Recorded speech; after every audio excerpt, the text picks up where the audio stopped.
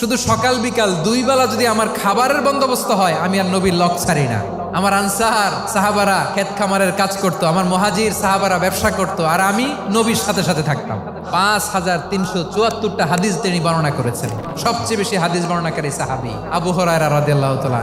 বিড়ালের বাবা কি করতেন? খালি হাদিস মুখস্থ করতেন। হাদিস প্রিজার্ভেশনের কাজে বিশ্বনবী ওনাকে কাজে লাগিয়েছেন। উনি একদিন বলেন, ইয়া রাসূলুল্লাহ আসমাউ মিনকা কাসীরান ফালা আহফাজু। নবী অনেক কথা শুনি, আমার মনে থাকে না। বিষ্ণু বললেন, তাই তোমার চাদরটা বিছাও। আবু হুরায়রা বিছালেন। বিশ্বনবী হাত বুলায় দিলেন। এরপরে অনেক হাদিস বর্ণনা করলেন। আবু হুরায়রা বলে, তারপর থেকে বিশ্বনবী যাই বর্ণনা করে আমি শুনি আর একটাও ভুলি না। এখন সুবহানাল্লাহ। বিশ্বনবী ওনাকে নবীর এই যে লক্ষ্য হাদিস প্রিজার্ভেশনের এই দায়িত্ব দিয়েছেন সাইয়েদনা আবু হুরায়রা রাদিয়াল্লাহু তাআলা।